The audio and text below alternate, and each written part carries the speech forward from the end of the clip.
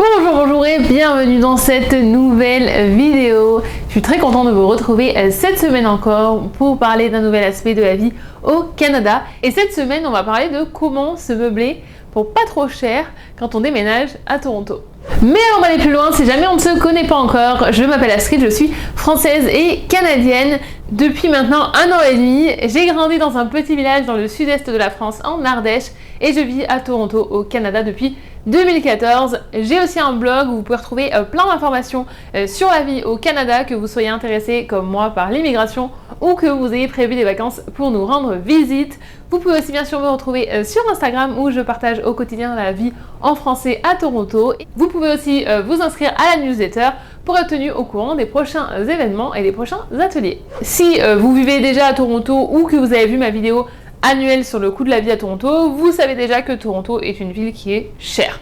Alors, je vous ai concocté une petite liste de conseils pour vous meubler à petit prix. Évidemment, le meilleur moyen de réduire les coûts, c'est d'acheter en seconde main. Vous avez vraiment plein d'options à Toronto de magasins de seconde main. Je vous invite pour ça à lire mon article sur le blog où j'ai fait une liste, je crois qu'il y a un peu plus de 20 magasins de seconde main à travers Toronto. Ce que je peux vous conseiller, c'est d'y aller régulièrement parce qu'ils ont des arrivages réguliers, donc c'est comme ça que vous allez réussir à faire de bonnes affaires. Et je vous dirais aussi que c'est plutôt en dehors du centre-ville que vous allez avoir plus de chances de trouver des meubles. Ensuite, vous pouvez bien sûr consulter Facebook Marketplace. Ça regorge de plein de gens qui vendent leurs meubles. Et je vous dirais d'ailleurs qu'à Toronto, c'est la plateforme qui est la plus utilisée pour vendre des produits de seconde main. Je sais qu'en France, on utilise beaucoup plus le Bon Coin, mais ici, l'équivalent du Bon Coin, c'est Craigslist. Et je ne vais pas du tout vous recommander ce site-là. Leur site, il est bloqué dans les années 90. Je vous invite quand même à aller y faire un tour, juste si vous voulez voir et faire un bond dans le temps. Mais clairement, vous allez rapidement deviner que c'est pas le département expérience utilisateur et design qui a le plus de budget dans cette entreprise. On reste sur Facebook et on va parler des groupes Facebook.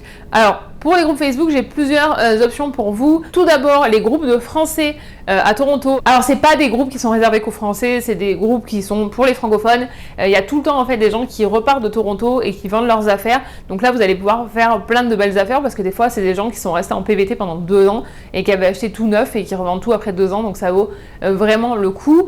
Ensuite, vous avez les groupes de voisinage. Je vous dis souvent de vous mettre dans le groupe Facebook de votre quartier et de votre building. Vous allez vraiment y trouver des perles. Et surtout, l'avantage, c'est que ça va être des choses qui vont être à côté de chez vous. Donc, très pratique. Et le dernier dont je voulais vous parler, c'est It's Free Ontario.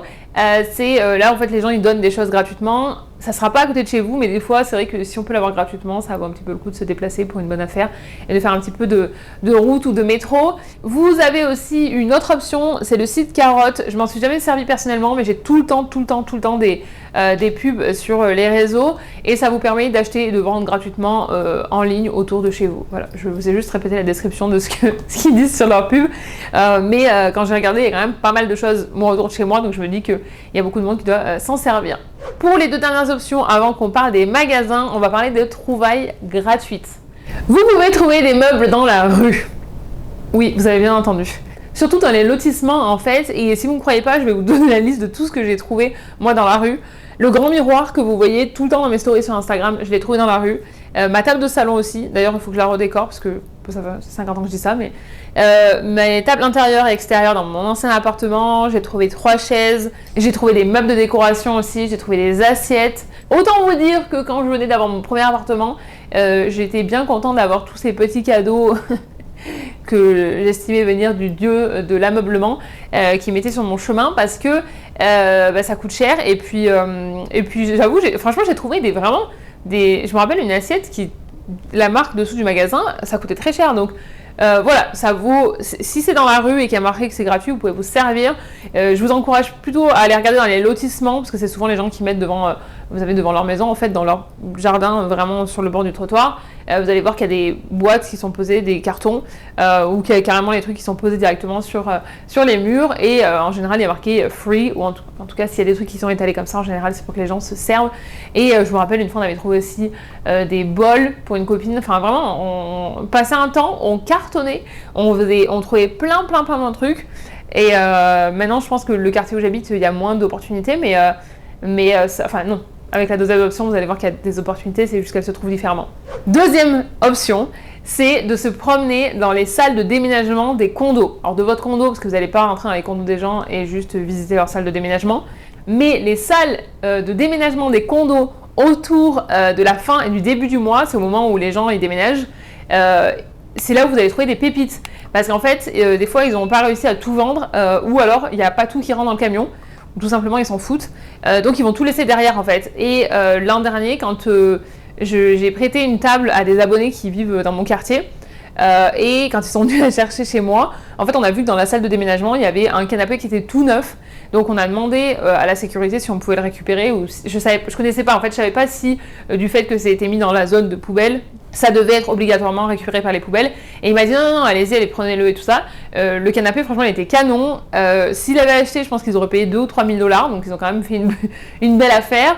Nous, en tant que groupe, on a donné une nouvelle vie à ce canapé plutôt qu'il parte à la poubelle. Et mes abonnés qui sont venus pour récupérer une table et des chaises, ils sont repartis avec une table, des chaises et un canapé. Donc en quelques heures, ils se sont retrouvés avec quand même plus de meubles. Et c'est d'ailleurs aussi à cet endroit-là que les gens posent les meubles, genre s'ils changent, donc c'est possible que ça soit un petit peu abîmé ou des fois pas du tout, ils ont juste envie de changer parce qu'ils veulent changer la couleur, donc ça peut dépanner, ou voilà, il y a peut-être juste une petite réparation à faire et vous pouvez vous en servir, ou vous pouvez très bien des fois, genre il y a des choses, des fois c'est derrière, donc si vous le mettez contre un mur ça se voit pas, voilà, ça permet de faire des économies, et puis aussi c'est bien, ça évite le gaspillage parce qu'il y a des choses qui sont encore complètement utilisables. En tout cas, c'est vraiment une piste à explorer et je pense qu'il est sous-estimé. Mais quand j'ai discuté avec la sécurité et qu'ils m'ont raconté ce qu'ils avaient trouvé et les trucs super chers qu'ils avaient trouvés aussi en bas, heureusement, après ils peuvent ils peuvent faire en sorte que des gens viennent les récupérer pour que ce soit donné à des gens qui en ont besoin. Mais je veux dire, c'est quand même fou de voir tout ce que les gens jettent. Et d'ailleurs, la petite astuce, c'est que si jamais vous vous faites pote avec la sécurité de votre building, ils vont pouvoir vous prévenir en fait s'ils voient passer des choses qui pourraient vous intéresser. Donc nous, c'est ce qu'ils avaient fait aussi, c'est qu'ils m'avaient appelé plusieurs fois après en me disant tiens, il y a peut-être des choses qui pourraient intéresser tes abonnés, comme ils viennent d'arriver et qu'ils n'ont rien dans leur appart, tout ça. Donc ça vaut le coup de vous faire pote avec tout le monde. Un autre aussi, un dernier point là-dessus, c'est que on a pris le canapé parce qu'il était dans le condo, il n'avait pas été dehors et tout ça. Par contre, je vous recommande vraiment pas de prendre des affaires dehors qui ont du tissu parce que vous avez des gros risques de puces de lit. Et ça, une fois que c'est rentré chez vous, c'est vraiment, vraiment, vraiment compliqué. Donc tout ce qui est tissu, si ça a été dehors, je le laisserai complètement dehors. J'avais pris une chaise en bois une fois qu'il y avait un coussin, et le coussin, je l'avais laissé, je l'avais mis dans la poubelle. Je l'avais pas pris, j'avais pris vraiment que la partie où je savais qu'il n'y avait pas de risque. Pour terminer, je veux aussi vous recommander 2 magasins, c'est Ikea et Structube. Ikea, c'est plus cher qu'en Europe quand même, mais ça reste sinon sur le concept et sur les produits assez similaires. Structube, c'est pas mal, nos tabourets que vous voyez des fois derrière là, ils viennent de là-bas. Par contre, c'est vrai que ces dernières années, j'ai entendu beaucoup de gens qui se plaignaient des délais et qu'il y avait beaucoup de retard, des gens qui attendaient genre 6 mois. Donc voilà, à prendre en considération, mais ça reste quand même on va dire les plus accessibles au niveau prix. Pas surtout. Structube, ils ont vraiment des produits qui sont vraiment pas chers et des produits qui sont vraiment trop chers. Enfin très cher, je sais pas, je peux pas juger s'ils sont trop chers, en fait je sais pas, mais juste c'est un peu bizarre de comprendre leur positionnement. Bon, après c'est pas mon boulot, hein. Moi j'étais contente d'avoir trouvé nos chaises qui étaient pas hors de prix. En tout cas, j'espère que toutes ces pistes vous auront aidé. N'hésitez pas à me poser des questions dans les commentaires si vous avez besoin de plus d'informations sur une partie. N'hésitez pas à poster vos propres recommandations si jamais vous avez des conseils que j'ai pas partagés dans cette vidéo. Je vous remercie d'avoir passé ce moment avec moi. Je vous rappelle que si ce type de contenu vous plaît et que vous voulez soutenir ma chaîne, vous pouvez vous abonner, vous pouvez aussi partager mon contenu, vous pouvez aussi bien sûr me retrouver sur Instagram, vous pouvez me retrouver sur Pinterest, vous pouvez me retrouver sur TikTok, vous pouvez me retrouver de partout. Je vous souhaite une excellente journée, une excellente soirée ou une excellente nuit où que vous soyez dans le monde, et je vous dis à mercredi pour la prochaine vidéo.